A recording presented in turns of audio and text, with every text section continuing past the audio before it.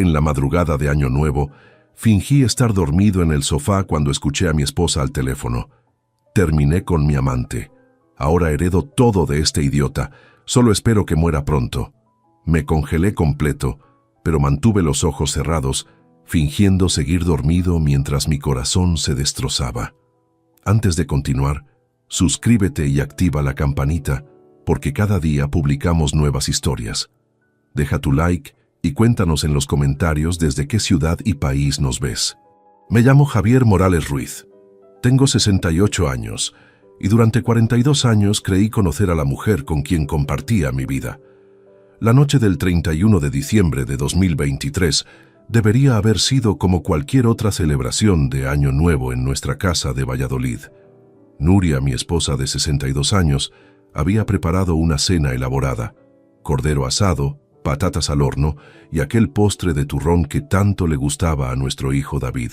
Brindamos a medianoche, abrazamos a los vecinos que vinieron a saludar y todo parecía normal, perfectamente normal. Alrededor de las 2 de la madrugada, el cansancio me venció. Nuria aún limpiaba la cocina y yo, después de 3 copas de cava y el agotamiento del día, me dejé caer en el sofá del salón. No llegué al dormitorio. Recuerdo que cerré los ojos pensando en lo afortunado que era, en los años que nos quedaban por delante, en cómo había construido una vida sólida para mi familia. Arquitecto retirado, propietario de 2 inmuebles valorados en 300.000 euros, ahorros prudentes, una pensión digna. Había trabajado toda mi vida para esto: seguridad, estabilidad, tranquilidad. No sé cuánto tiempo había pasado cuando escuché su voz. Al principio pensé que estaba soñando. La voz de Nuria llegaba desde la cocina, amortiguada pero clara. Hablaba por teléfono, y su tono era diferente al que usaba conmigo. Era cálido, íntimo, casi juguetón. Mantuve los ojos cerrados, todavía atrapado entre el sueño y la vigilia. «Ya está, Rodrigo, se acabó. He terminado contigo», decía ella, pero su voz no sonaba triste, sonaba aliviada. «No, escúchame, ya no te necesito. Ahora todo esto será mío. Este idiota tiene el corazón débil, el médico me lo dijo el mes pasado. No le queda mucho tiempo». Mi corazón, que supuestamente estaba débil, comenzó a latir tan fuerte que temí que ella pudiera escucharlo desde la cocina. Cada palabra era un golpe directo a mi pecho. Mantuve la respiración controlada, fingiendo estar profundamente dormido, aunque cada célula de mi cuerpo gritaba por levantarme y enfrentarla. «Heredo todo, Rodrigo. Los 2 pisos, los ahorros, la pensión. 300.000 euros en propiedades más otros 150.000 en inversiones. Solo tengo que esperar un poco más. Ser la viuda paciente y amorosa». Se rió. Nuria se rió. Una risa que nunca había escuchado en 42 años de matrimonio. «¿Que por qué termino contigo? Porque eres un riesgo innecesario. Si alguien descubre nuestra relación ahora, podría complicar la herencia. David ya sospecha algo, y no puedo darle motivos para cuestionar nada cuando llegue el momento. David, nuestro hijo». Ella mencionó a nuestro hijo como si fuera una pieza más en su tablero de ajedrez. «No seas dramático», continuó Nuria, y pude escuchar cómo abría el refrigerador, como si estuviera teniendo la conversación más casual del mundo. «Fueron buenos años, Rodrigo. 5 años de escapadas, de hoteles discretos, de mentiras perfectas. Pero ahora es momento de ser práctica. Tengo 62 años. Quiero disfrutar de este dinero, viajar, vivir bien. Y para eso necesito que este matrimonio se vea impecable hasta el final. 5 años. Mientras yo trabajaba en mi último proyecto antes de retirarme, mientras cuidaba de mi madre enferma en 2019, mientras planificábamos nuestro 40º aniversario, ella tenía un amante llamado Rodrigo. Sí, ya lo sé. Te echaré de menos también, dijo con un tono que dejaba claro que no era verdad. Pero mírame, amor, soy práctica. Siempre lo he sido. Este viejo tonto nunca sospechó nada en todos estos años. ¿Crees que voy a arruinarlo todo ahora por sentimentalismos? El dinero es real. Tú y yo fuimos solo diversión. Escuché sus pasos acercándose al salón. Cerré los ojos con más fuerza, regulé mi respiración como si estuviera en lo más profundo del sueño. Ella se detuvo junto al sofá. Pude sentir su mirada sobre mí. «Está dormido como un tronco», susurró al teléfono. «Míralo, patético. 42 años creyendo que era el gran proveedor, el arquitecto exitoso, el esposo perfecto. Nunca supo quién era realmente yo. Nunca preguntó, nunca dudó. Demasiado confiado, demasiado estúpido». Algo dentro de mí se quebró en ese momento. No fue mi corazón, aunque dolía como si lo fuera. Fue algo más profundo, la imagen que tenía de mi vida, de mi matrimonio, de la mujer que había jurado amarme, se desintegró completamente. 42 años convertidos en cenizas con unas pocas frases crueles. «Bueno, tengo que colgar. Necesito acostarme. Mañana tengo que seguir siendo la esposa perfecta», dijo Nuria con otra risa suave. «Feliz año nuevo, Rodrigo. Gracias por todo. Cuídate».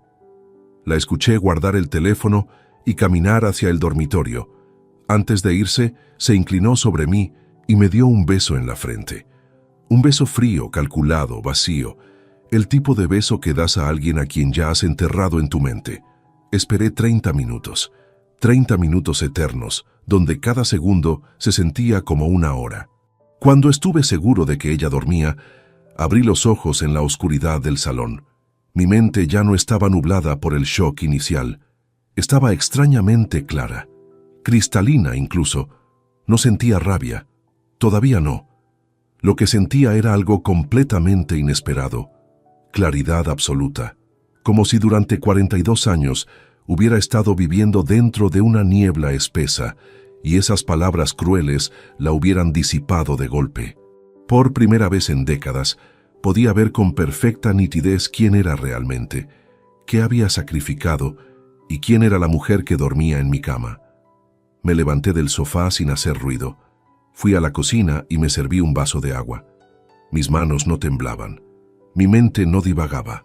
Todo lo contrario. Cada pensamiento era preciso. Cada emoción estaba bajo control. Miré por la ventana hacia la calle vacía de Valladolid en la primera madrugada del año 2024. «Feliz año nuevo, Javier», me susurré a mí mismo. «Hoy comienza tu verdadera vida». Los primeros días de enero de 2024 transcurrieron en una extraña normalidad. Nuria preparaba el desayuno cada mañana, como siempre. Me preguntaba cómo había dormido. Comentaba las noticias del telediario. Yo respondía con monosílabos, asentía, sonreía cuando era necesario. Actuábamos una obra de teatro que solo yo sabía que era ficción. Por las noches, cuando ella se dormía, yo permanecía despierto en la oscuridad del dormitorio, mirando el techo, procesando décadas de recuerdos bajo una luz completamente distinta. Cada momento dulce ahora parecía contaminado. Cada «te quiero» sonaba hueco en retrospectiva. Me preguntaba cuántas veces había dicho esas palabras mientras pensaba en Rodrigo. El 5 de enero compré un cuaderno de tapas negras en una papelería del centro. No era algo que hubiera planeado. Simplemente pasé frente al escaparate y supe que lo necesitaba. Esa noche, mientras Nuria veía su serie habitual en el salón, me encerré en mi pequeño estudio y abrí la primera página. ¿Quién es Javier Morales fuera de este matrimonio?, escribí en la parte superior. La pregunta me dejó paralizado durante varios minutos. No tenía una respuesta inmediata. Durante 42 años había definido mi identidad a través de roles: esposo de Nuria, padre de David, arquitecto respetado, proveedor familiar. Pero si quitaba esas etiquetas, ¿qué quedaba? Comencé a escribir recuerdos. No los grandes momentos, sino los pequeños detalles que había enterrado. Recordé al Javier de 26 años que soñaba con viajar por Europa documentando arquitectura medieval. El chico que pasaba horas en la biblioteca universitaria estudiando técnicas de construcción sostenibles del siglo XII, fascinado por cómo los maestros antiguos creaban edificios que respiraban con su entorno. Quería diseñar el futuro usando la sabiduría del pasado, escribí, y sentí una punzada de dolor al recordarlo. Quería construir edificios que contaran historias, que respetaran la tierra, que duraran siglos, no edificios comerciales sin alma. Pero entonces conocí a Nuria en 1982. Ella tenía 20 años, yo 26. Era hermosa, práctica, segura de sí misma. Me dijo que mis sueños eran bonitos, pero poco realistas. Necesitas estabilidad, Javier. Una familia necesita cimientos sólidos, no fantasías de vagabundo, me decía con esa sonrisa que entonces me parecía sabia. Así que acepté trabajo en firma comercial. Diseñé centros comerciales, bloques de apartamentos genéricos, oficinas corporativas, proyectos rentables que pagaban bien, pero que vaciaban mi alma un poco más cada año. Guardé mis bocetos de catedrales sostenibles en cajas que nunca volví a abrir. Dejé de hablar sobre preservación histórica porque Nuria ponía los ojos en blanco y cambiaba de tema. Me convertí en el hombre que ella necesitaba, escribí en el cuaderno, y olvidé al hombre que yo era. El 8 de enero, mientras Nuria visitaba a su hermana en Salamanca, abrí mi computadora portátil y tecleé en el buscador: ONGs Preservación Arquitectónica España. No fue una decisión consciente. Mis dedos simplemente se movieron, como si una parte de mí, que había estado dormida durante décadas, finalmente despertara. Aparecieron docenas de resultados. Asociaciones dedicadas a catalogar edificios medievales en peligro, grupos que enseñaban técnicas antiguas de restauración, organizaciones que combinaban turismo sostenible con preservación histórica. Cada enlace que abría encendía algo dentro de mí que había olvidado que existía. Entonces encontré Patrimonio Vivo, una ONG con sede en Barcelona, especializada en documentar y restaurar arquitectura medieval usando principios de sostenibilidad modernos. Su página web mostraba fotografías impresionantes, iglesias románicas del siglo XI en pueblos catalanes olvidados, sistemas de ventilación natural en monasterios cistercienses, técnicas de construcción con materiales locales que reducían la huella de carbono a casi cero. Buscamos voluntarios y colaboradores con experiencia en arquitectura o fotografía, decía el anuncio en su sección de contacto. Nuestro proyecto actual: catalogar y documentar edificaciones medievales en riesgo de colapso en las comarcas de Girona. Miré esas palabras durante largo rato. Voluntarios, colaboradores, Barcelona. Todo parecía imposiblemente lejano de mi vida en Valladolid, de mi matrimonio muerto, de mi rutina vacía. Pero por primera vez desde aquella madrugada del Año Nuevo sentí algo además de dolor. Sentí curiosidad. Sentí posibilidad. Guardé la página en marcadores y cerré la computadora cuando escuché el coche de Nuria en el garaje. Durante los siguientes días continué escribiendo en mi cuaderno nocturno. Llenaba páginas con recuerdos, reflexiones, preguntas que nunca me había atrevido a formular. ¿Por qué nunca cuestioné su amor?, escribí una noche. ¿Por qué acepté tan fácilmente el papel de proveedor silencioso? ¿En qué momento dejé de ser una persona y me convertí simplemente en una función? También comencé a observar a Nuria con nuevos ojos, no con rabia todavía, sino con una distancia clínica casi científica. Notaba cómo revisaba su teléfono constantemente, cómo borraba mensajes después de leerlos, cómo su expresión cambiaba sutilmente cuando creía que yo no miraba. Veía a una desconocida habitando el cuerpo de quien creí conocer. El 15 de enero, mientras ella dormía su siesta habitual, revisé discretamente nuestros documentos financieros guardados en el estudio. No buscaba pruebas de infidelidad, eso ya no importaba.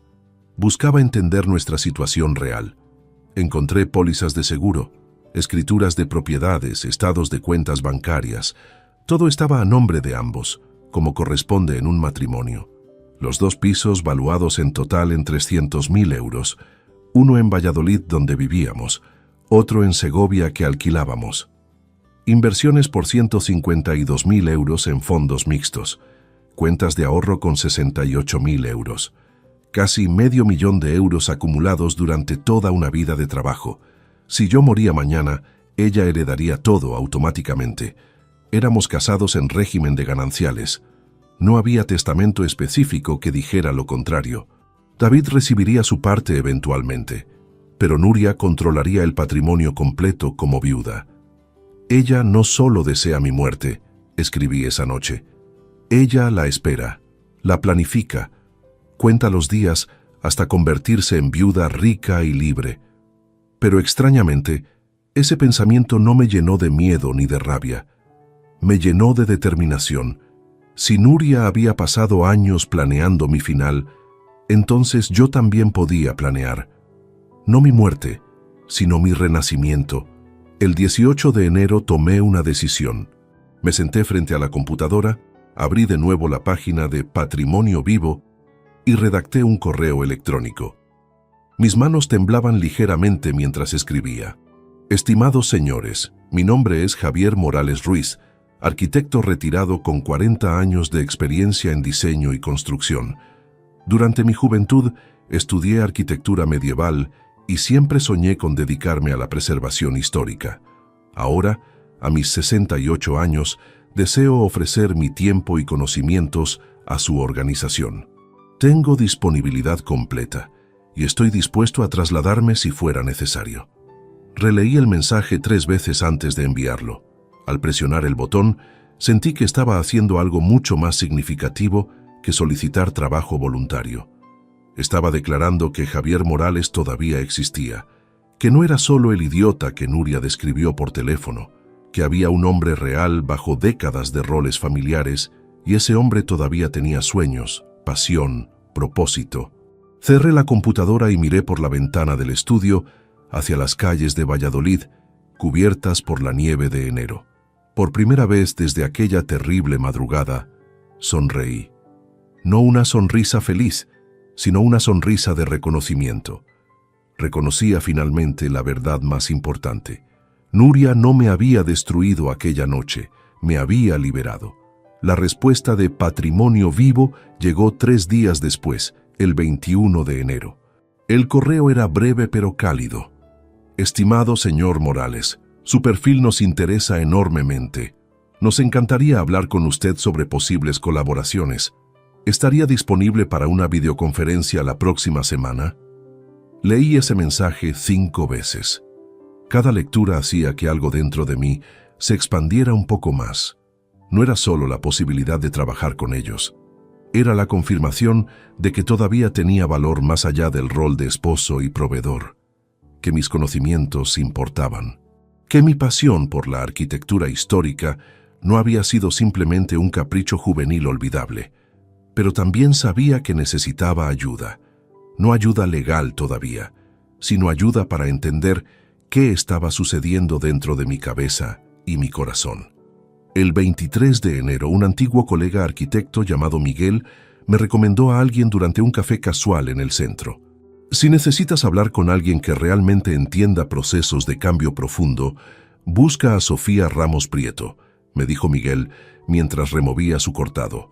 Es terapeuta especializada en lo que ella llama renacimientos tardíos. Ayuda a personas mayores que necesitan redefinirse después de crisis vitales. Mi cuñado la consultó después de su divorcio y dice que le salvó la cordura. Anoté el nombre en una servilleta. Esa noche busqué su página web. Sofía Ramos tenía 54 años, rostro amable en la fotografía, ojos inteligentes que parecían ver más allá de las máscaras sociales.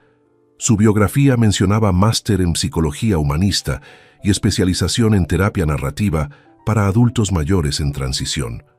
Nunca es tarde para convertirse en quien siempre fuiste, decía la frase destacada en su sitio. Esas palabras resonaron tan profundamente que tuve que cerrar la computadora y caminar un rato por la casa vacía. El 28 de enero entré por primera vez a su consulta en la calle María de Molina. Era un espacio luminoso, paredes color crema, plantas en las esquinas, un sofá cómodo frente a su silla. No había diván psicoanalítico ni atmósfera clínica fría. Se sentía como el salón de alguien que realmente se preocupa.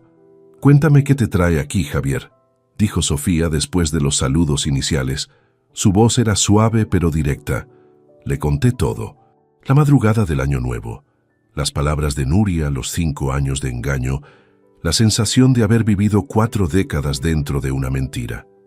Hablé sin parar durante 40 minutos.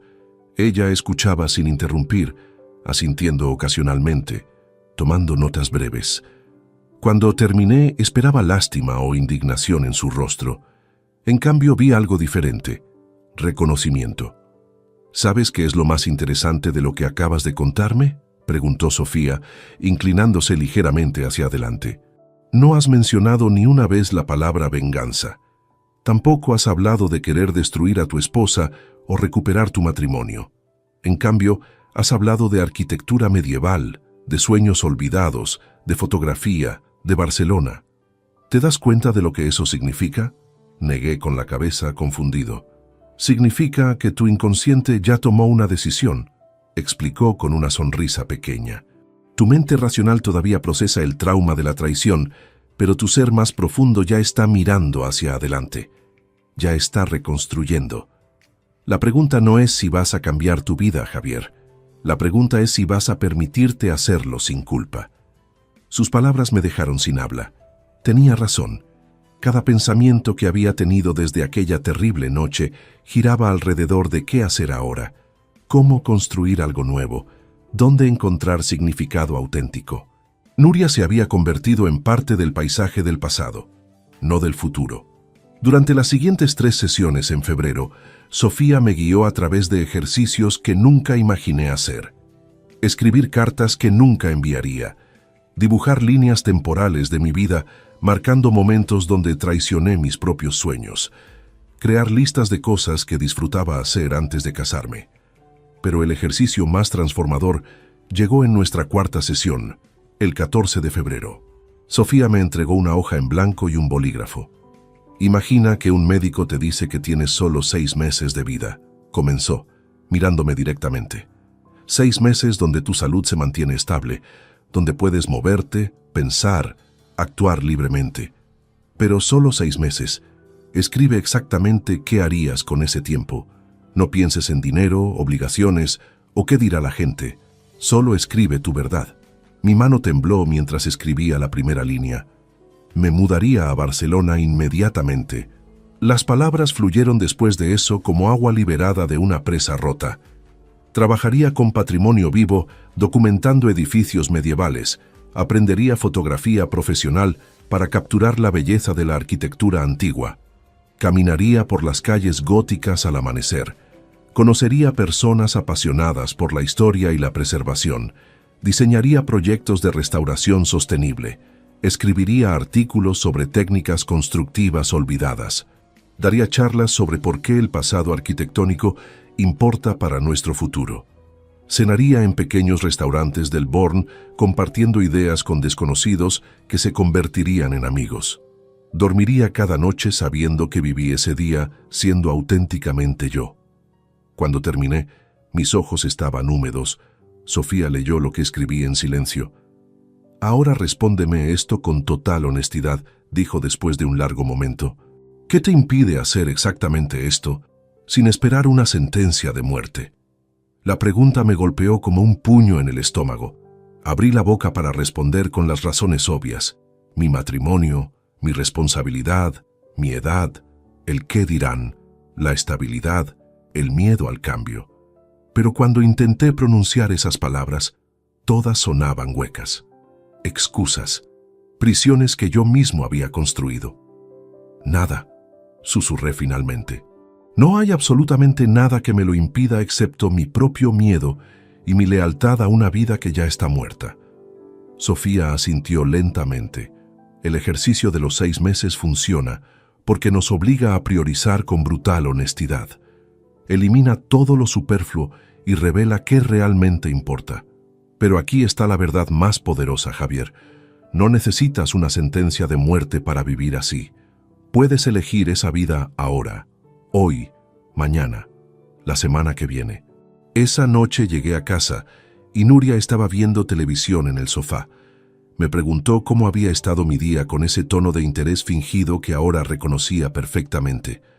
Le dije que bien, que había caminado por el centro, que hacía frío. Pero por dentro, algo fundamental había cambiado. Ya no me sentía atrapado. Me sentía en vísperas de algo grande, como un arquitecto frente a un terreno vacío, lleno de posibilidades infinitas. El 19 de febrero respondí al correo de Patrimonio Vivo, aceptando la videoconferencia. El 22 tuve la llamada con su coordinadora, una mujer llamada Montserrat, que me explicó sus proyectos actuales en las comarcas de Girona. Me habló de iglesias románicas del siglo XI en riesgo, de técnicas de restauración que respetaban materiales originales, de la necesidad desesperada de documentar estos edificios antes de que se perdieran para siempre. ¿Tendría disponibilidad para colaborar presencialmente desde Barcelona?, preguntó Montserrat hacia el final de la conversación. Pensé en mi lista de 6 meses. Pensé en Sofía diciéndome que podía elegir esa vida sin esperar permiso.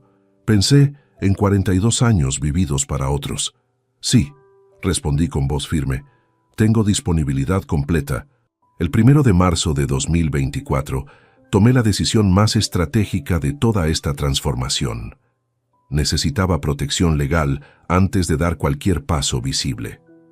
No para atacar a Nuria, sino para asegurarme de que mis decisiones futuras estuvieran blindadas contra cualquier intento de manipulación o control. Miguel, mi colega arquitecto, me recomendó a Tomás Navarro Blanco, abogado especializado en derecho de familia y patrimonial. Su despacho estaba en la calle Duque de la Victoria, un edificio antiguo con escaleras de mármol que crujían bajo los pies. Tomás tenía 59 años, cabello gris perfectamente peinado, mirada afilada de quien ha visto demasiadas familias destruirse por dinero. «Señor Morales, explíqueme su situación sin omitir detalles», dijo después de los saludos formales, con un cuaderno legal abierto frente a él. Le conté todo con una frialdad que me sorprendió a mí mismo. Las palabras escuchadas en Año Nuevo, los 5 años de infidelidad, las referencias al seguro de vida y herencia. Tomás tomaba notas meticulosas, sin mostrar sorpresa ni juicio. «¿Tiene pruebas de esas conversaciones?», preguntó cuando terminé. «Solo mi testimonio», admití. «No grabé nada». Tomás asintió lentamente. «Entiendo. Pero no estamos aquí para construir un caso de divorcio por infidelidad, ¿verdad? Usted quiere proteger su patrimonio y asegurar su autonomía para tomar decisiones sobre su propia vida». «Exactamente», confirmé, aliviado de que comprendiera mi intención. «No busco venganza, busco libertad y protección». Durante las siguientes 2 horas, Tomás me explicó mis opciones. Podíamos iniciar proceso de separación de bienes dentro del matrimonio, actualizar testamento para especificar distribución exacta de patrimonio, crear documentos legales que revocaran poderes implícitos y establecer cuentas individuales para proteger ahorros. «Lo más inteligente es hacerlo gradualmente», aconsejó Tomás. «Movimientos abruptos generan sospechas y resistencia. Vamos a reorganizar su situación financiera de forma legal pero discreta. Luego, cuando esté listo para tomar decisiones mayores, tendrá toda la base jurídica necesaria». El 5 de marzo firmamos los primeros documentos. Actualizamos mi testamento nombrando como beneficiarias principales a 3 organizaciones benéficas. Patrimonio Vivo, una fundación de investigación en arquitectura sostenible, y una residencia de ancianos donde había trabajado mi madre. Nuria y David recibirían sus partes legítimas, pero no controlarían el grueso de mis bienes. Este documento es irrevocable mientras esté en pleno uso de mis facultades mentales. Leí en voz alta antes de firmar. Tomás asintió. Su secretaria actuó como testigo y el notario selló cada página con su sello oficial. Sentí un peso enorme levantarse de mis hombros. Paralelamente, abrí cuenta bancaria individual y transferí la mitad de nuestros ahorros conjuntos, 34.000 euros. Era mi derecho legal, parte del patrimonio ganancial que había construido durante décadas. Dejé el resto para que Nuria no sospechara movimientos drásticos inmediatos. El 9 de marzo recibí correo electrónico de Montserrat desde Patrimonio Vivo. El asunto decía: propuesta de colaboración, proyecto Piedras que Respiran. Mi corazón se aceleró mientras abría el mensaje. Estimado Javier, después de nuestra conversación y revisar su experiencia profesional, nos gustaría invitarle formalmente a colaborar en nuestro proyecto de catalogación fotográfica de arquitectura románica en las comarcas de Girona. El proyecto se llama Piedras que respiran, y busca documentar edificaciones medievales que utilizaban principios de ventilación natural, uso de materiales locales y diseño bioclimático. Su experiencia como arquitecto sería invaluable para analizar estas técnicas constructivas. Estaría interesado en una colaboración de 6 meses inicialmente, con posibilidad de extensión. Leí ese párrafo 3 veces. No era simplemente trabajo voluntario, era un proyecto real, con propósito definido que combinaba exactamente todo lo que había soñado: arquitectura histórica, sostenibilidad, documentación, preservación. Respondí ese mismo día, aceptando la invitación. Montserrat me envió más detalles. Necesitaría estar basado en Barcelona, viajar a pueblos de Girona para inspeccionar edificios, aprender fotografía arquitectónica para documentar hallazgos, trabajar con historiadores y otros arquitectos del equipo. Fotografía arquitectónica. Esa frase se quedó resonando en mi mente.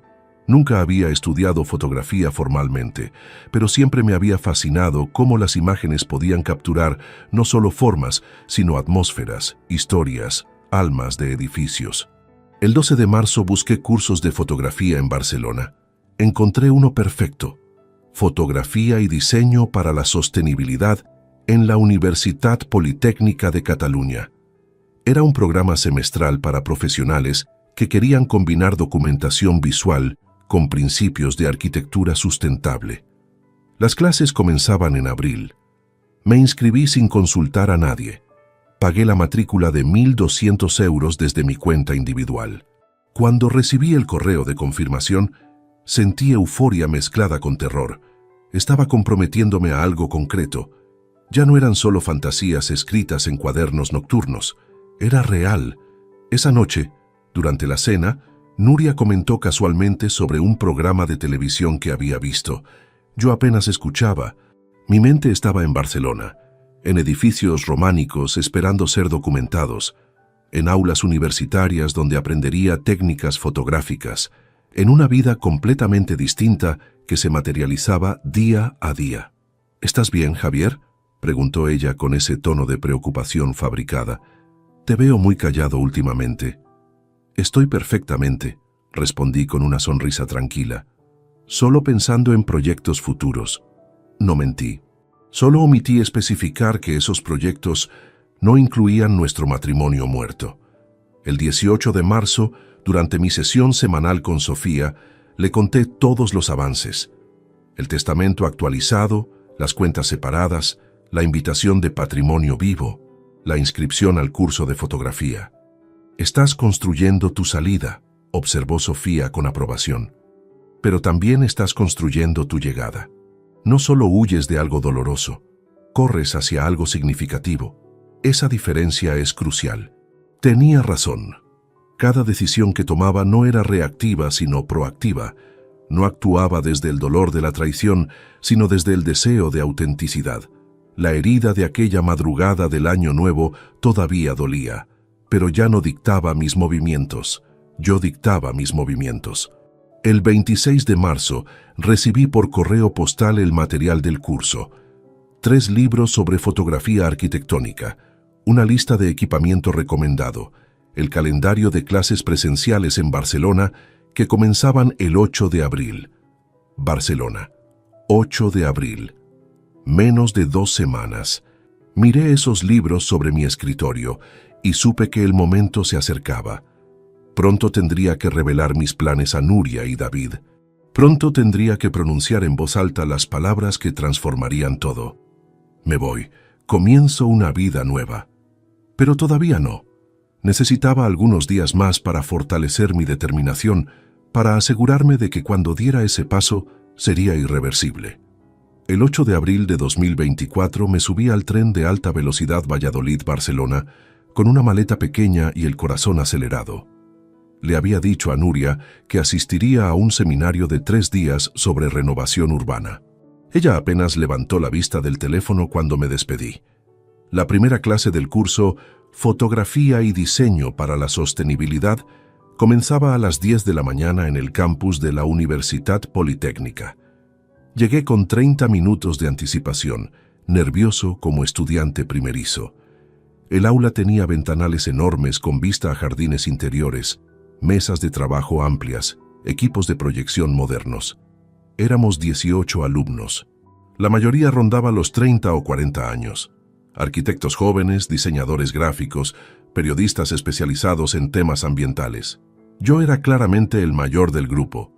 Algunos me miraron con curiosidad cuando entré, probablemente preguntándose qué hacía un señor de 68 años en un curso así. Me senté en la tercera fila junto a la ventana. Momentos después, un hombre mayor que yo se acomodó en la silla contigua. Tenía cabello completamente blanco, rostro curtido por el sol, ojos azules brillantes llenos de vivacidad. «Buenos días», saludó con una sonrisa amplia. «Soy Alberto Jiménez Ortega. Me alegra ver que no soy el abuelo solitario del curso». Me reí, sintiendo inmediato alivio. «Javier Morales Ruiz, arquitecto retirado intentando aprender trucos nuevos». «Psicólogo retirado intentando lo mismo», respondió Alberto extendiendo su mano. Su apretón era firme, cálido. 73 años y nunca toqué una cámara profesional en mi vida.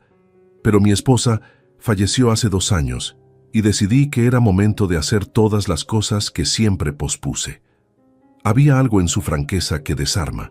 No había autocompasión en su voz al mencionar a su esposa, solo aceptación serena y determinación hacia adelante. Durante las siguientes 4 horas aprendimos conceptos básicos: composición, iluminación natural, cómo capturar texturas arquitectónicas, la importancia del contexto ambiental en fotografía de edificios sostenibles. Alberto tomaba notas meticulosas, hacía preguntas inteligentes, se reía de sus propios errores al manejar la cámara prestada. En el descanso de mediodía salimos juntos a buscar café.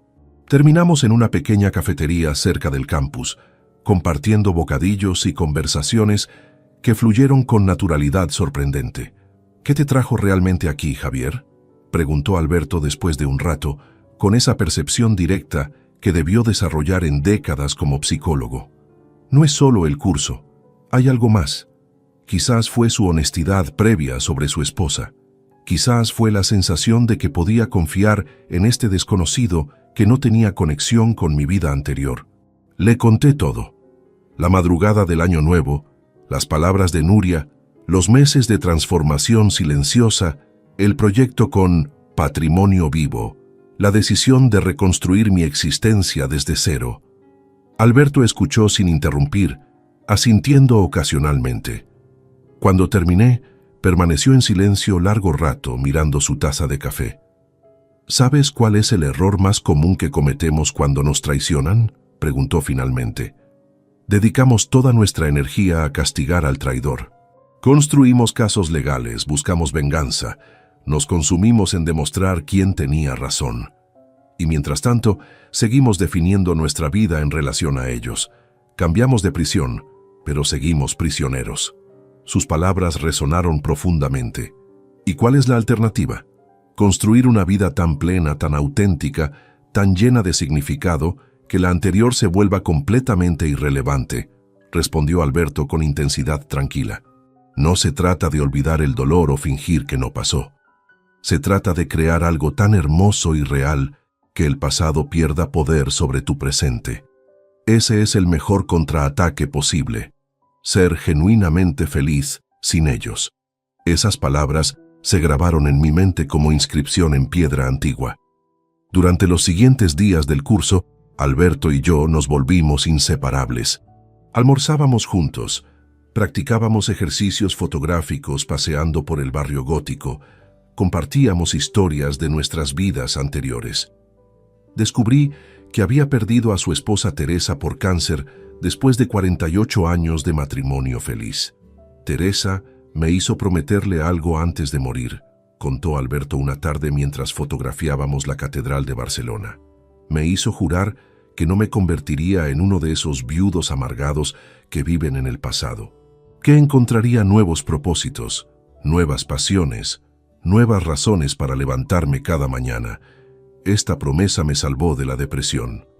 El 18 de abril, durante nuestra última clase de la semana, el profesor asignó proyecto grupal, documentar fotográficamente edificios históricos de Barcelona que incorporaran principios de diseño sostenible. Alberto y yo decidimos trabajar juntos. «Tengo una idea», dijo él, mientras caminábamos de regreso del campus. «¿Por qué no expandimos esto? Combinamos tu trabajo con Patrimonio Vivo en Girona con un proyecto fotográfico más amplio. Podríamos crear serie documental sobre arquitectura medieval olvidada en toda Cataluña». La propuesta me electrizó. Sería perfecto para lo que quiero hacer, pero necesitaría quedarme en Barcelona de forma permanente, no solo visitas cortas. Alberto se detuvo en medio de la calle y me miró directamente. «Vivo solo en apartamento de 3 habitaciones en Gracia. Una de esas habitaciones ha estado vacía desde que Teresa murió. Si decides mudarte a Barcelona, tienes espacio garantizado hasta que encuentres tu propio lugar, o para siempre, si quieres compañía de viejo cascarrabias». Me quedé sin palabras. Este hombre que conocía desde hacía solo 10 días me ofrecía hogar, colaboración, amistad genuina. «Alberto, eso sería... no sé qué decir». «Di que sí», respondió simplemente. «Los hombres de nuestra edad no tenemos tiempo para dudas innecesarias. O hacemos las cosas que importan, o dejamos que el tiempo decida por nosotros». Esa noche, en mi habitación de hotel barcelonés, escribí en mi cuaderno: «He encontrado no solo un proyecto, sino un aliado. Alguien que entiende que la vida puede comenzar de nuevo a cualquier edad. Alberto no es solo un amigo nuevo, es confirmación de que elegí el camino correcto». El 22 de abril regresé a Valladolid con claridad absoluta sobre lo que debía hacer. Ya no era cuestión de si me mudaría a Barcelona, sino de cuándo y cómo lo anunciaría.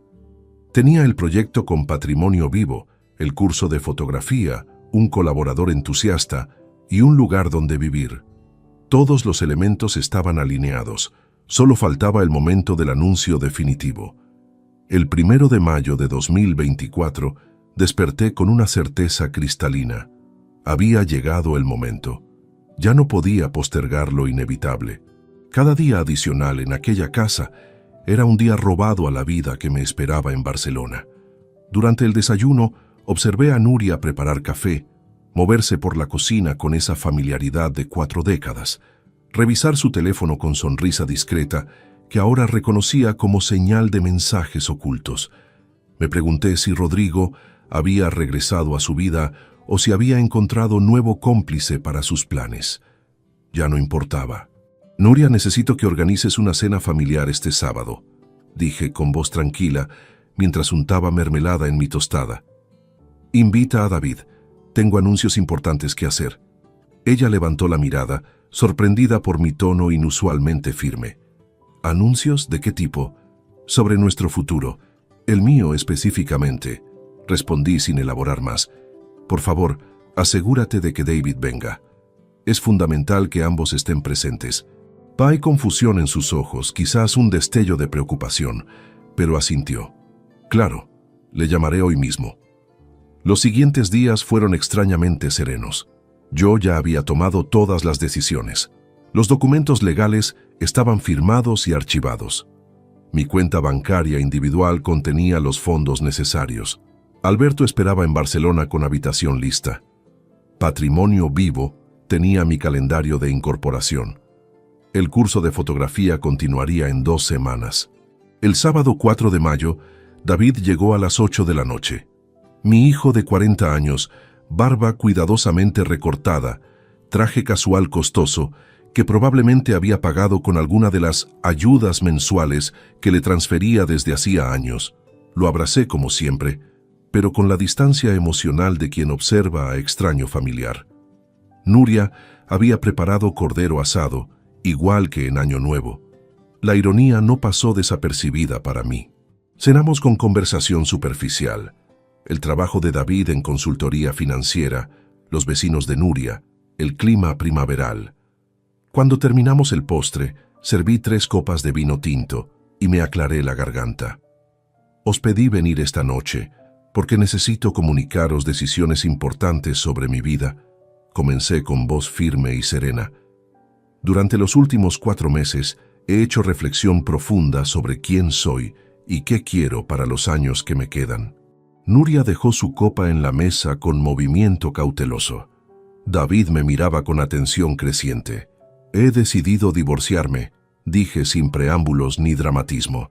Iniciaremos proceso de separación amistosa lo antes posible. Nuria recibirá exactamente lo que le corresponde legalmente, según nuestro régimen de gananciales, ni más ni menos. El silencio que siguió fue absoluto. Nuria palideció. Sus labios se entreabrieron, pero no emitió sonido. David se inclinó hacia adelante, claramente confundido. ¿Qué? Papá, ¿de qué hablas?, preguntó David con voz tensa. ¿Por qué diablos querrías divorciarte después de 42 años? Porque he comprendido que he vivido 4 décadas siendo quien otros necesitaban que fuera, y ahora quiero vivir siendo quien realmente soy, respondí con calma que me sorprendió a mí mismo. Además, me mudo a Barcelona dentro de 4 días. ¿Barcelona? La voz de Nuria finalmente emergió, aguda y temblorosa. ¿Te has vuelto loco, Javier? ¿Qué hay en Barcelona? Mi nueva vida, expliqué mirándola directamente a los ojos. He aceptado colaboración con organización llamada Patrimonio Vivo. Trabajaré documentando y preservando arquitectura medieval en las comarcas de Girona. También estoy cursando fotografía arquitectónica en la Universitat Politécnica. Viviré allí de forma permanente. David soltó carcajada incrédula. ¿Fotografía? ¿Preservación de edificios viejos? Papá, tienes 68 años. No puedes simplemente abandonar tu vida por algún capricho repentino. No es capricho, David. Es el sueño que abandoné cuando tenía tu edad para construir la estabilidad que creía que mi familia necesitaba. Respondí sin rastro de hostilidad. Ahora retomo ese camino. Nuria se puso de pie bruscamente.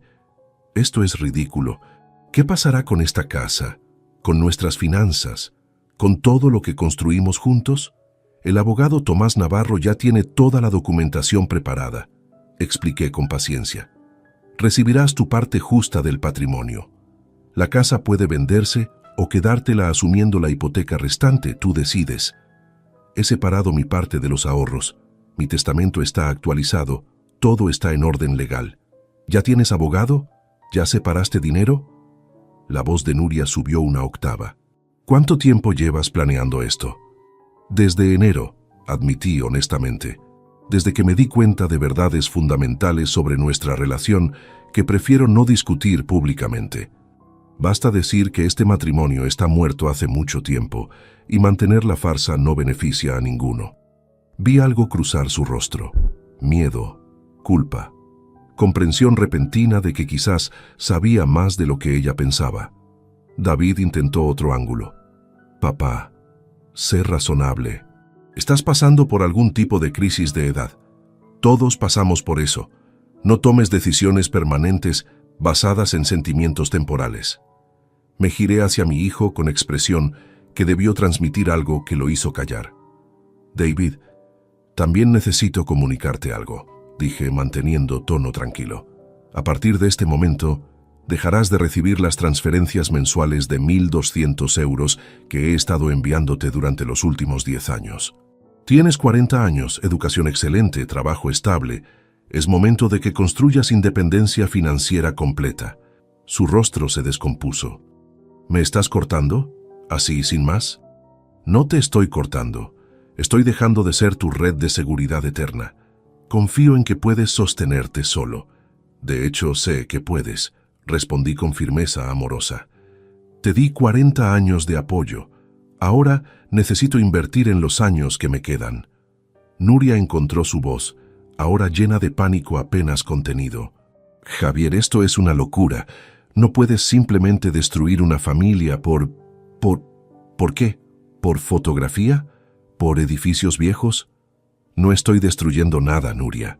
Estoy liberando a todos de una estructura que ya no sirve a nadie, dije levantándome de la mesa. Podemos hacer esto de forma civilizada o complicada. Prefiero lo primero.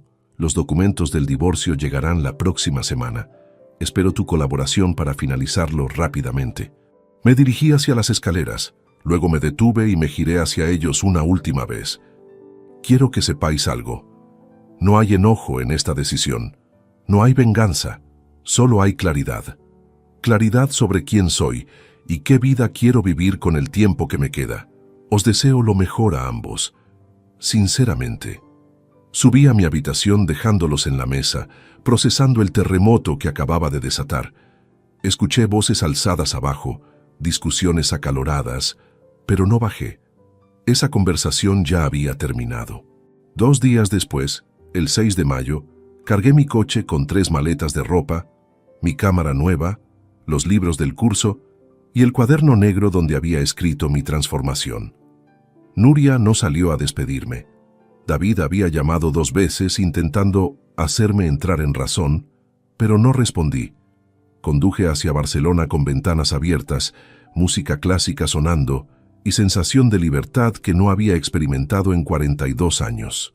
Llegué al apartamento de Alberto en el barrio de Gracia al atardecer del 6 de mayo.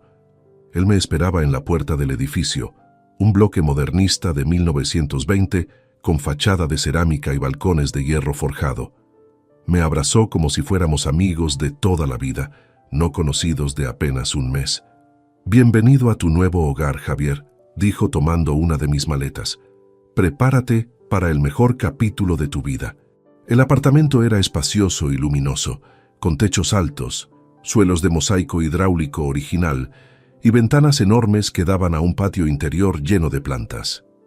La habitación que Alberto me asignó tenía cama doble, escritorio de madera maciza, estantería vacía esperando ser llenada y ventanal con vista a los tejados del barrio.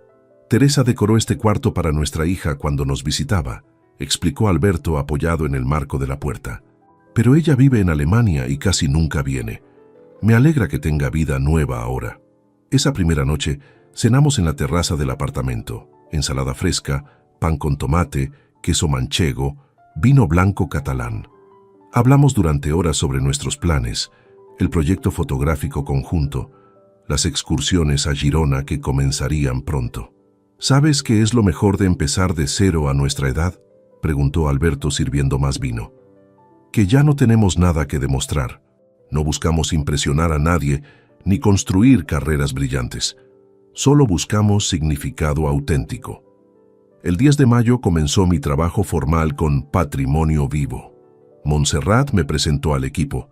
3 historiadores especializados en arquitectura románica, 2 restauradores expertos en técnicas medievales, una arquitecta joven llamada Laura Delgado, especializada en sostenibilidad, y varios voluntarios locales apasionados por preservación cultural.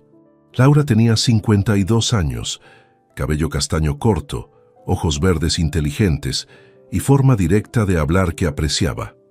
Durante nuestra primera reunión de trabajo, revisamos el plan para documentar 23 edificaciones en peligro repartidas por 5 comarcas de Girona. Necesitamos no solo fotografías, sino análisis técnico de cómo estas estructuras lograban ventilación natural, captación de luz y uso eficiente de materiales locales, explicó Laura, señalando mapas desplegados sobre la mesa. Tu experiencia como arquitecto es exactamente lo que falta en nuestro equipo. Por primera vez en décadas, alguien valoraba mis conocimientos profesionales no por dinero que generaban, sino por sabiduría que contenían. El primer viaje de campo fue el 17 de mayo. 5 de nosotros viajamos en furgoneta a un pueblo llamado Santa Pau, en la comarca de la Garrotxa. Allí, escondida entre bosques de robles, encontramos iglesia románica del siglo XI que llevaba 30 años abandonada. Mientras los demás tomaban medidas y fotografiaban detalles, yo me quedé largo rato simplemente observando. Las paredes de piedra volcánica local, los pequeños ventanales estratégicamente ubicados para maximizar luz en invierno y minimizar calor en verano, el sistema de canalización de agua de lluvia tallado en los aleros, la orientación perfecta para aprovechar corrientes de aire natural.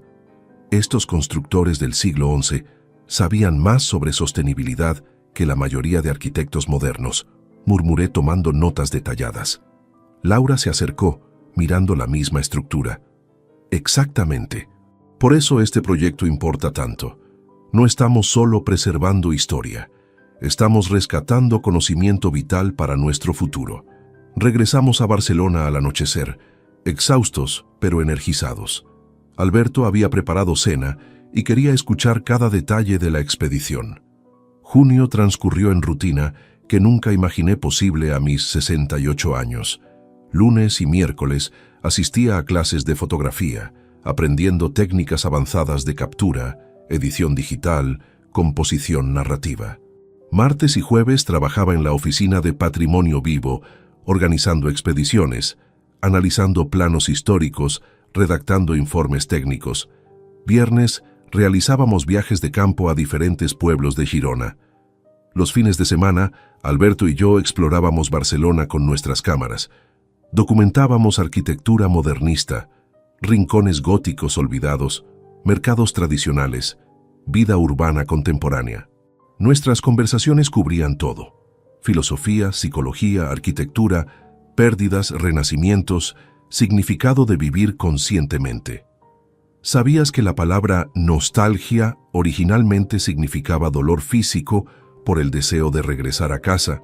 Comentó Alberto una tarde mientras fotografiábamos la Sagrada Familia. Pero casa no es un lugar, Javier, es un estado del ser. Cuando finalmente vives auténticamente, llegas a casa sin importar dónde estés geográficamente. Mientras tanto, el proceso de divorcio avanzaba según lo esperado.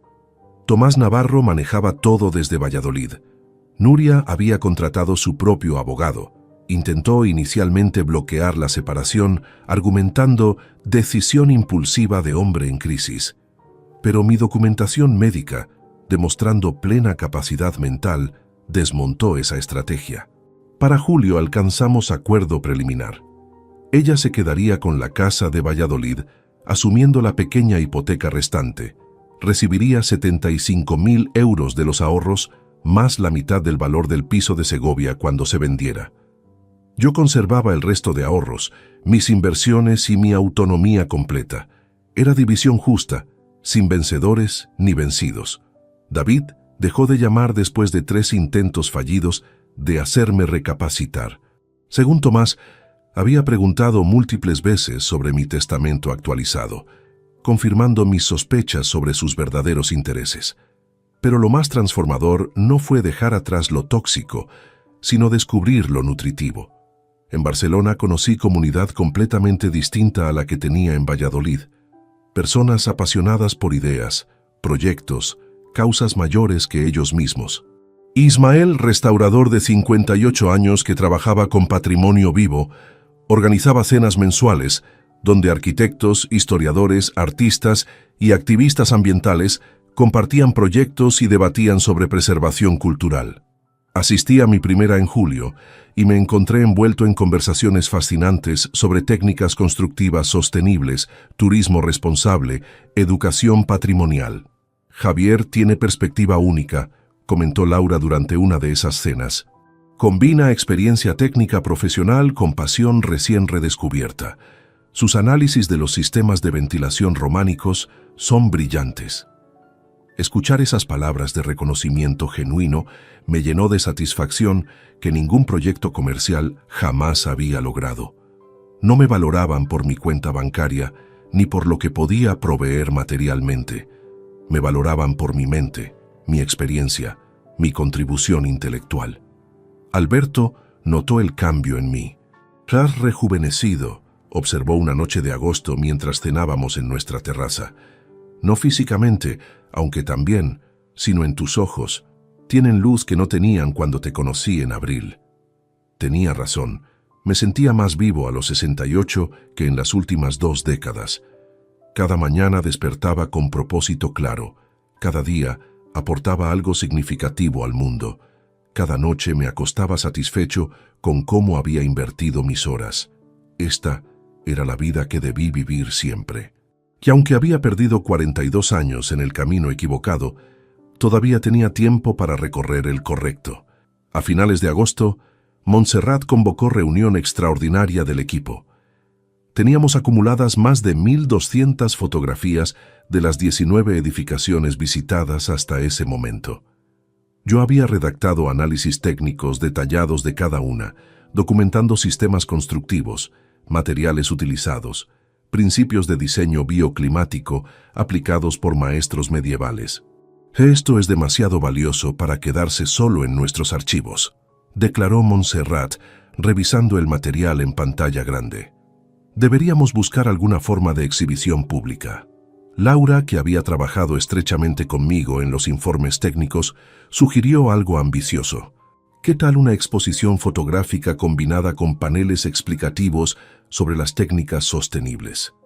Podríamos llamarla Piedras que Respiran, mostrando cómo estos edificios antiguos literalmente respiraban con su entorno. El nombre me erizó la piel.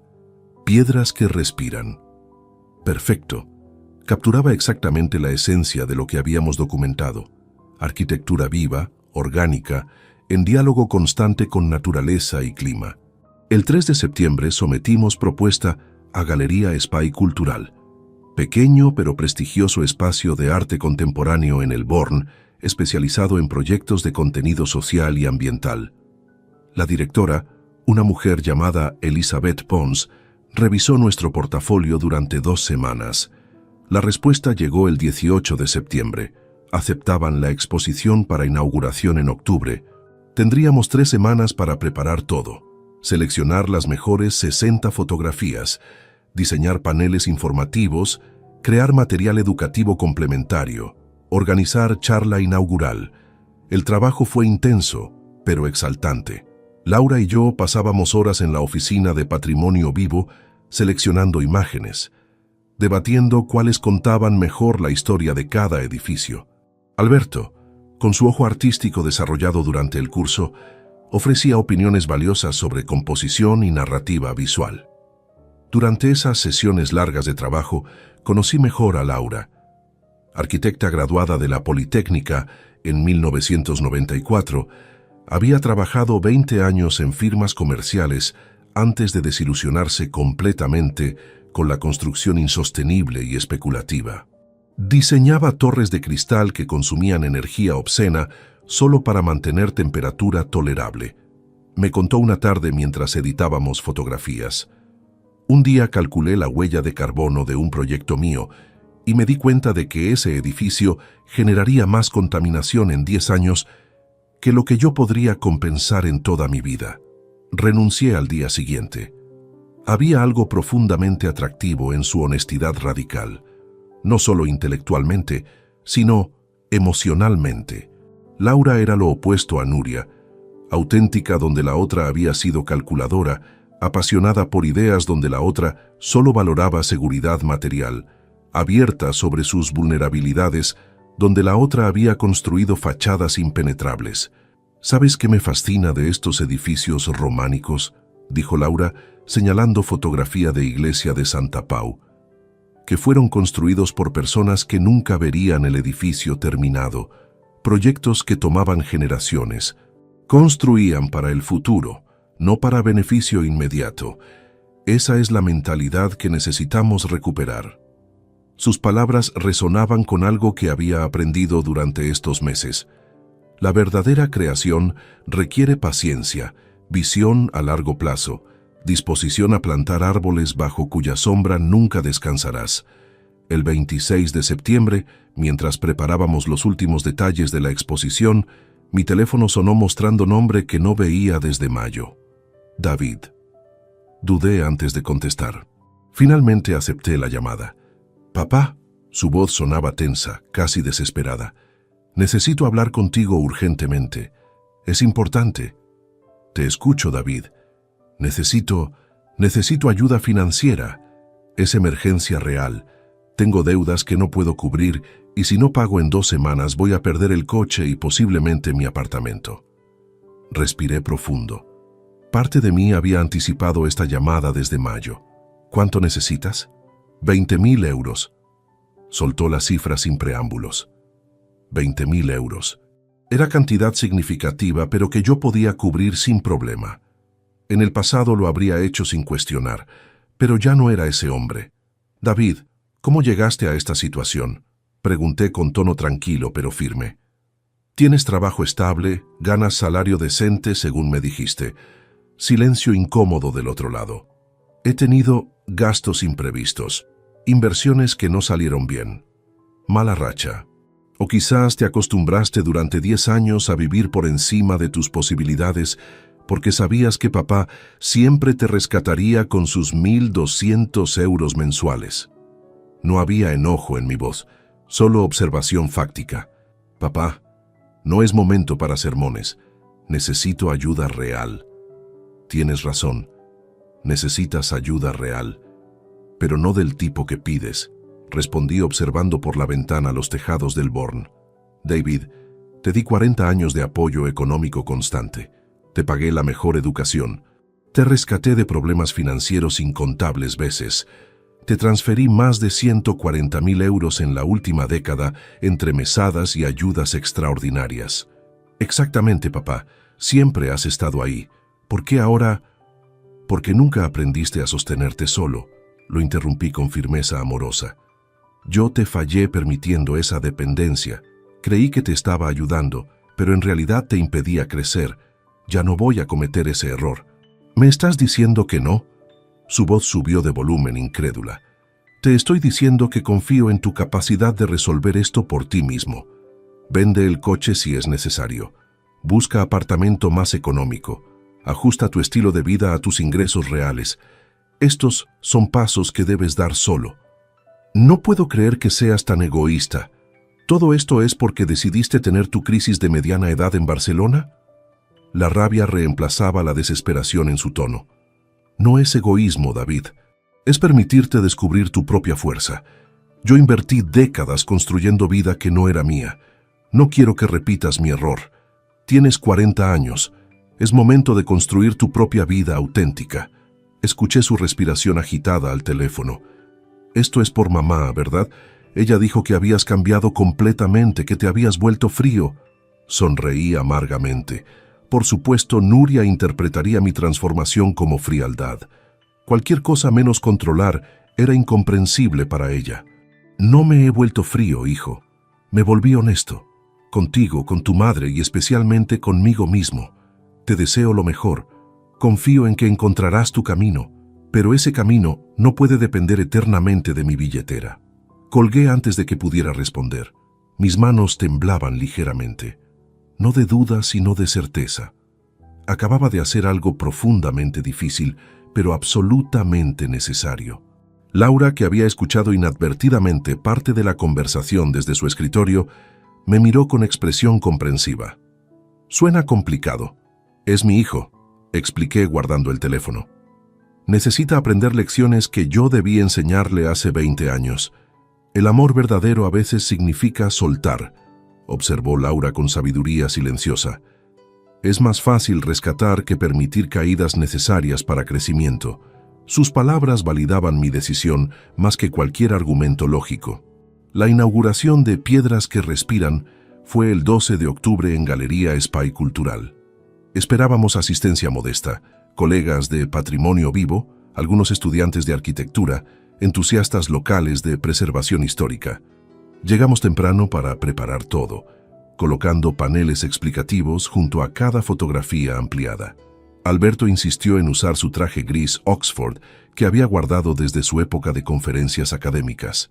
Laura llevaba vestido verde esmeralda que hacía juego con sus ojos, nerviosa revisando cada detalle de la exhibición una y otra vez. Yo mismo sentía mariposas en el estómago que no experimentaba desde mis primeras presentaciones profesionales 4 décadas atrás.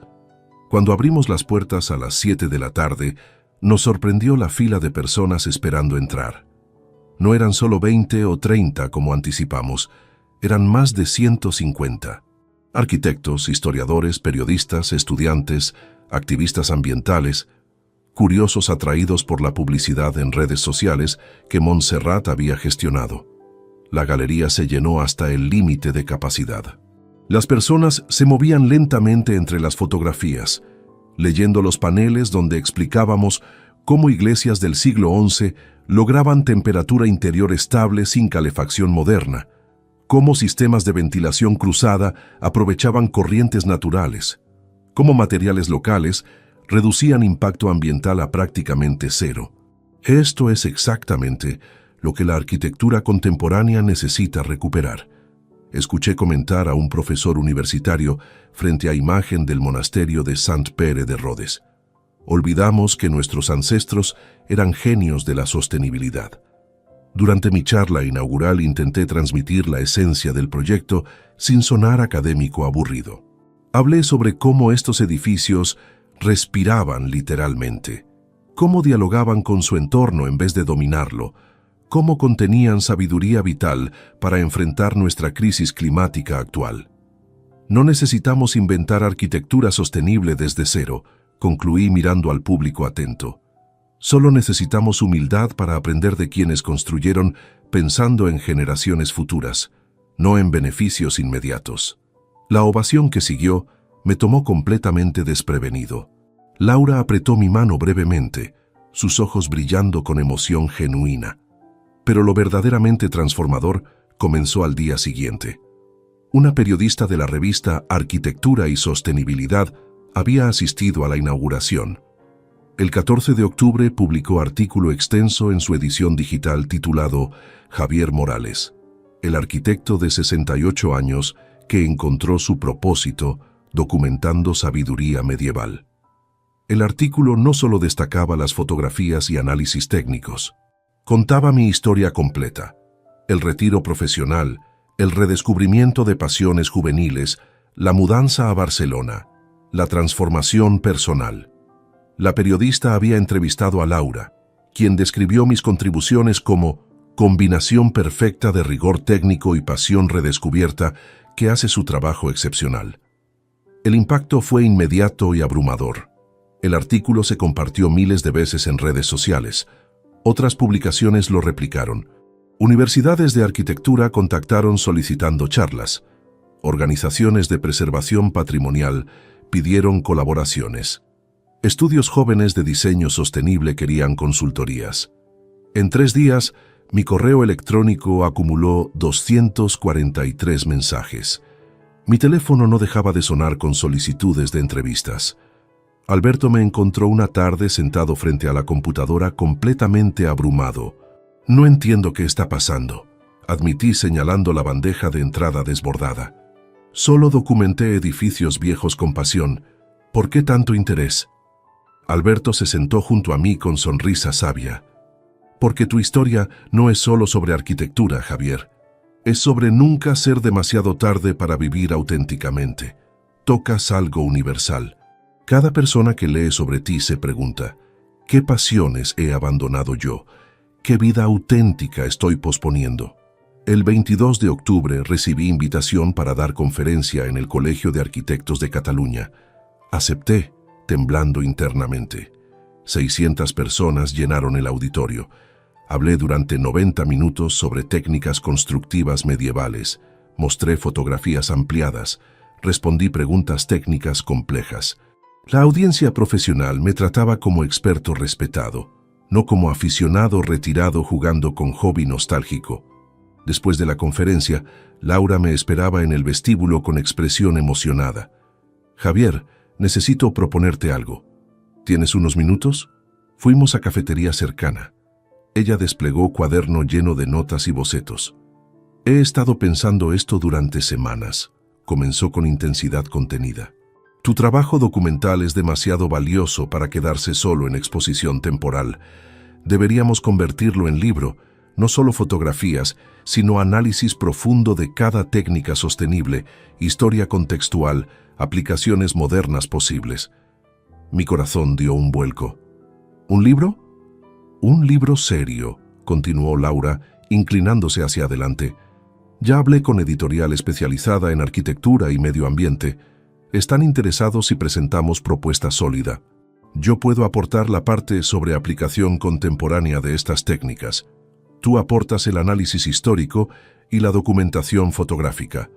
Podríamos llamarlo Lecciones de Piedra, arquitectura medieval para el futuro. Miré sus ojos verdes llenos de entusiasmo. En ese momento, comprendí algo que había estado ignorando deliberadamente. Sentía algo por Laura que iba más allá de admiración profesional o amistad colaborativa. Había conexión más profunda, reconocimiento mutuo entre almas que encontraron autenticidad después de años perdidos en laberintos corporativos. Me encantaría colaborar contigo en eso, respondí con voz ligeramente temblorosa. Sería honor trabajar tan estrechamente en proyecto así. Ella sonrió, y por un momento nuestras manos se tocaron sobre la mesa antes de apartarse con timidez consciente. Durante las siguientes semanas, trabajamos intensamente en la propuesta editorial. Pasábamos tardes enteras en cafeterías barcelonesas, bibliotecas, el apartamento que compartía con Alberto, organizando estructura del libro, seleccionando material fotográfico, redactando capítulos preliminares. Alberto observaba nuestras interacciones con sonrisa cómplice, pero no comentaba nada directamente. Una noche, después que Laura se fue, me sirvió whisky y dijo simplemente: Teresa estaría feliz de ver que aún hay espacio en este mundo para conexiones genuinas entre personas maduras que se reconocen mutuamente. No necesité preguntar a qué se refería. Alberto veía lo que yo apenas comenzaba a admitir ante mí mismo. El 8 de noviembre, la editorial Sostenibilidad Construida aceptó formalmente nuestra propuesta. Contrato para libro de 250 páginas, plazo de entrega de 8 meses, adelanto de 12.000 euros a dividir entre ambos. No era fortuna, pero validaba que nuestro trabajo tenía valor comercial además de académico. Esa noche celebramos los tres en la terraza del apartamento. Alberto, Laura y yo. Brindamos con cava catalán bajo estrellas mediterráneas. Laura me miró durante el brindis con intensidad que hizo que mi corazón de 68 años latiera como adolescente. Algo estaba comenzando. No solo un proyecto editorial, algo mucho más significativo que todavía no me atrevía a nombrar en voz alta. El 13 de noviembre recibí llamada de Tomás Navarro desde Valladolid. Su voz sonaba satisfecha cuando dijo: «Javier, tengo excelentes noticias. El juez firmó la sentencia definitiva de divorcio. Está finalizado». Después de 6 meses de trámites, documentos, negociaciones, mi matrimonio de 42 años había terminado oficialmente. Esperaba sentir algo dramático en ese momento. Alivio, tristeza, rabia. En cambio, sentí simplemente paz. Como cuando terminas de leer libro largo y cierras la última página con reconocimiento tranquilo de que esa historia ya concluyó. ¿Cuál es el resultado final?, pregunté sentándome en mi escritorio del apartamento. Tomás leyó los términos. Nuria recibía la casa de Valladolid libre de cargas tras pagar los últimos 8.000 euros de hipoteca, más 52.000 euros en efectivo como su parte correspondiente del patrimonio ganancial. Yo conservaba el piso de Segovia, mis inversiones valoradas en 104.000 euros, mis ahorros personales y mi pensión completa sin obligación de compartirla. «Es división justa y limpia», confirmó Tomás. Ella intentó argumentar que merecía más por los años de matrimonio, pero el juez aplicó estrictamente la ley de gananciales.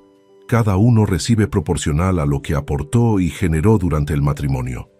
52.000 euros. Nuria había esperado heredar casi $500,000. La diferencia entre expectativa y realidad debía ser devastadora para ella. Pero yo no sentía satisfacción vengativa por eso. Solo sentía gratitud por haber escapado a tiempo. «Hay algo más», añadió Tomás con tono curioso. «Tu ex esposa solicitó que te entregara mensaje personal. Dice que necesita hablar contigo urgentemente, que es importante». «No hay nada que necesitemos discutir», respondí firmemente. «Todo está resuelto legalmente. No veo propósito en comunicación adicional». Insistió bastante. Mencionó algo sobre arrepentimiento. Arrepentimiento. La palabra sonaba hueca viniendo de Nuria. Pero la curiosidad humana es poderosa. Si contacta directamente, decidiré entonces si respondo. El mensaje llegó 2 días después, el 15 de noviembre. No fue llamada telefónica, sino correo electrónico extenso. Lo leí en la terraza del apartamento mientras el sol de otoño calentaba la ciudad. «Javier, sé que no merezco tu atención después de todo. Tomás me dijo que no querías hablar conmigo, pero necesito intentarlo de todas formas. Estos meses han sido los más difíciles de mi vida. Rodrigo me dejó en junio cuando se enteró del divorcio y comprendió que no habría herencia fácil. Resulta que él solo estaba conmigo por lo mismo que yo. Bueno, por razones equivocadas.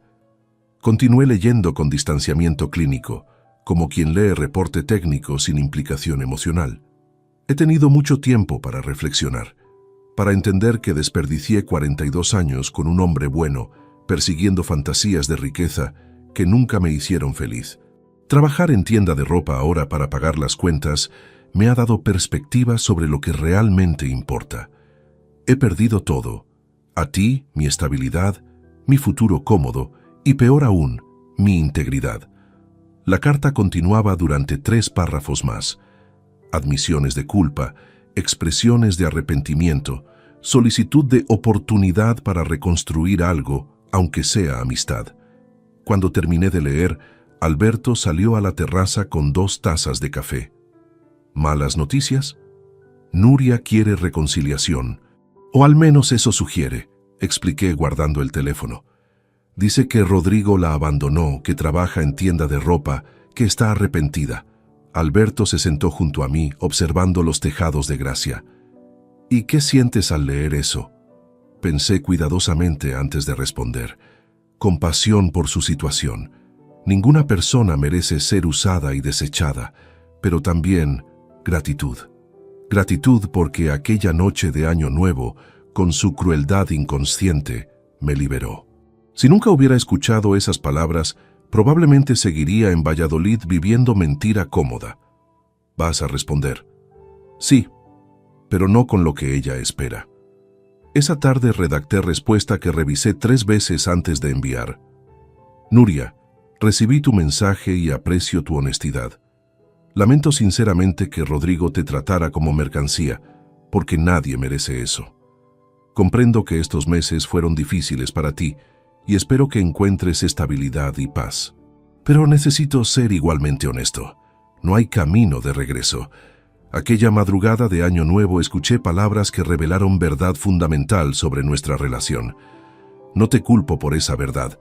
En cierto modo, te agradezco. Me diste el empujón necesario para despertar de 4 décadas donde había traicionado mis propios sueños.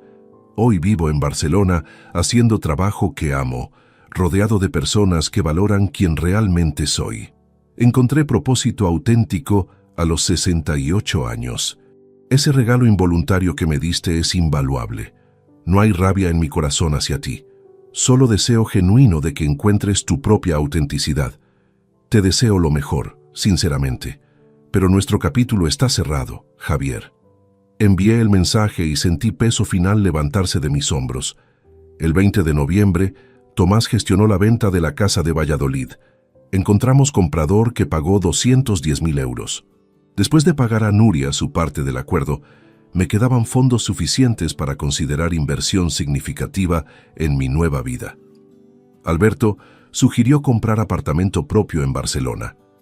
No porque quiera que te vayas, aclaró rápidamente, sino porque a nuestra edad tener patrimonio estable es prudente. Puedes quedarte aquí el tiempo que quieras, pero tener propiedad propia te da seguridad. Tenía razón. Busqué durante 2 semanas hasta encontrar piso perfecto. 60 metros cuadrados en el Eixample, segunda planta con balcón amplio, techos altos, mucha luz natural. Costaba 180.000 euros. Lo compré al contado, sintiendo satisfacción profunda al firmar escrituras que llevaban solo mi nombre. Pero antes de mudarme, necesitaba hacer algo que había imaginado durante meses. A principios de diciembre, compré billetes de tren para recorrido por Europa que siempre soñé. París, Lyon, Florencia, Roma, Viena, Praga. 3 semanas visitando arquitectura histórica que había estudiado en libros, pero nunca visto personalmente. Laura me miró sorprendida cuando mencioné el viaje. ¿3 semanas? ¿Qué pasa con el libro? El libro puede esperar un poco, respondí con sonrisa. Necesito hacer esto, cerrar ciclo, cumplir promesa a mi yo joven. Alberto aplaudió la idea. Perfecto. Y asegúrate de enviar postales anticuadas como turista clásico. El 5 de diciembre partí con mochila ligera y cámara fotográfica. En cada ciudad visitaba catedrales medievales, fotografiaba detalles constructivos, llenaba cuadernos con notas técnicas. pero más importante, simplemente existía. Caminaba sin agenda estricta, me perdía en callejones antiguos, conversaba con desconocidos en cafeterías. Desde cada ciudad enviaba postal física a la dirección de Valladolid, donde Nuria aún vivía. No por crueldad, sino como declaración silenciosa. En cada una escribía la misma frase: vivo y libre. París, vivo y libre. Florencia, vivo y libre. Viena, vivo y libre. Regresé a Barcelona el 27 de diciembre, bronceado por el sol italiano, rejuvenecido por la aventura, lleno de ideas para el libro. Mi cumpleaños número 69 llegó el 15 de diciembre de 2024.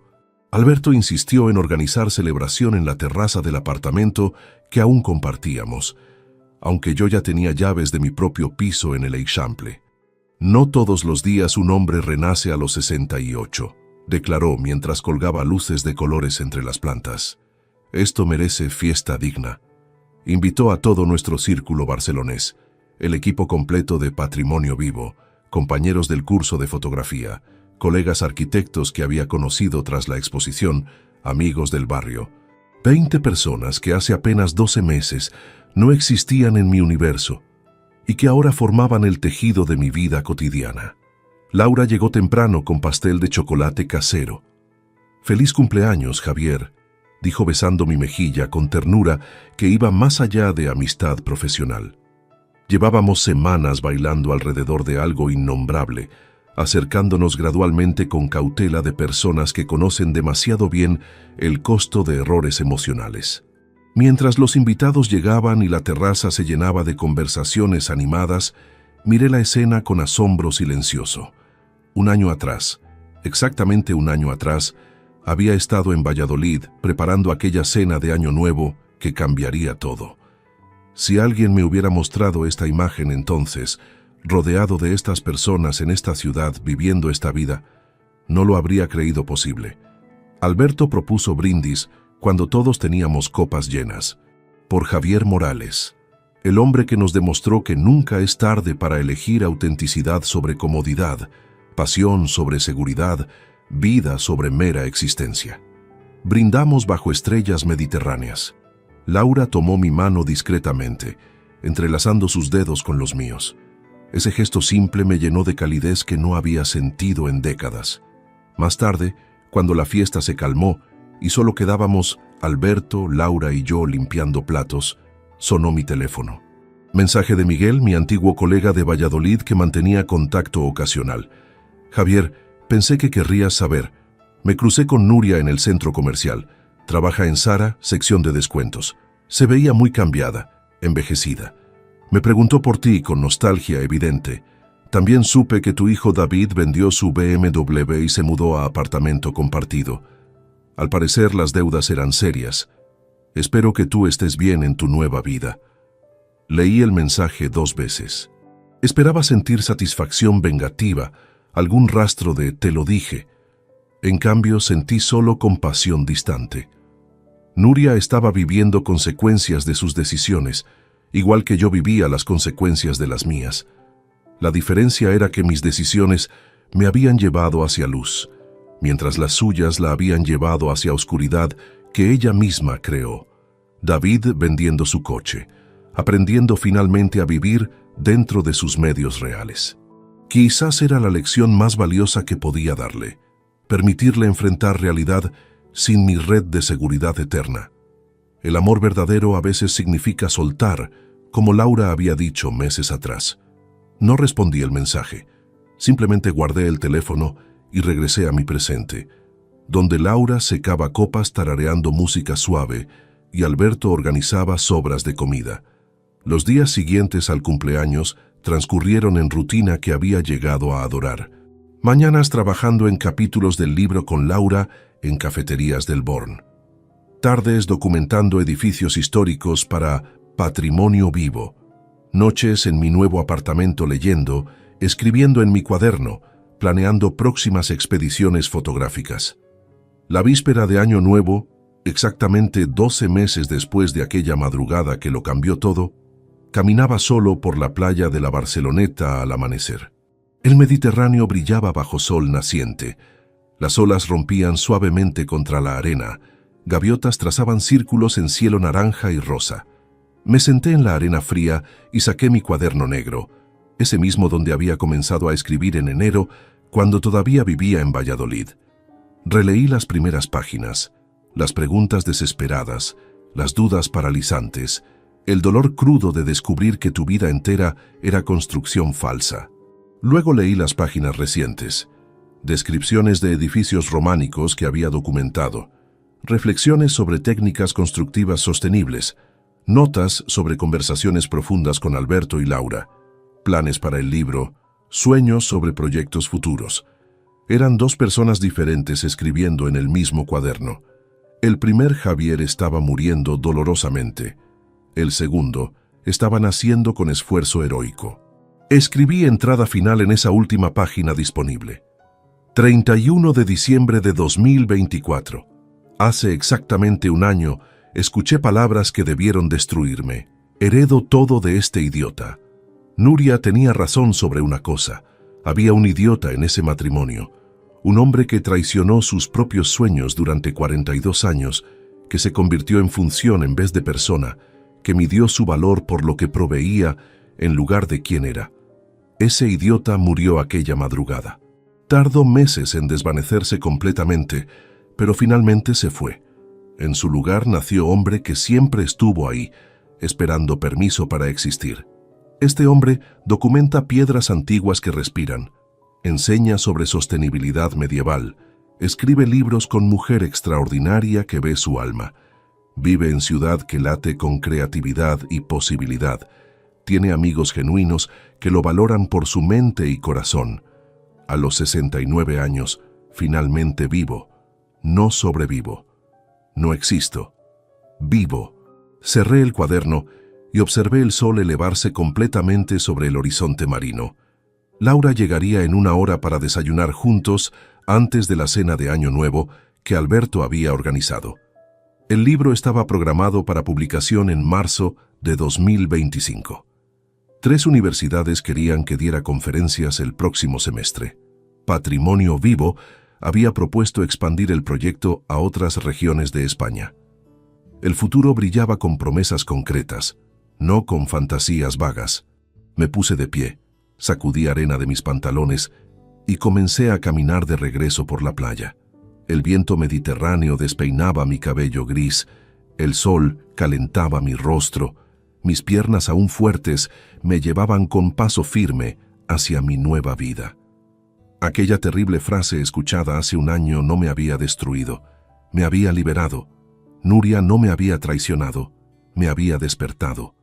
El dolor no me había quebrado, me había transformado. Y mientras caminaba por esa playa barcelonesa en la última mañana del año, susurré palabras que eran oración, declaración y verdad absoluta. Murió el idiota que fingía ser. Nació el hombre que siempre fui. Si esta historia te ha gustado, apóyanos con un like, suscríbete al canal y déjanos tus opiniones en los comentarios. Para escuchar la siguiente historia, haz clic en la caja que aparece a la izquierda. Gracias por acompañarnos.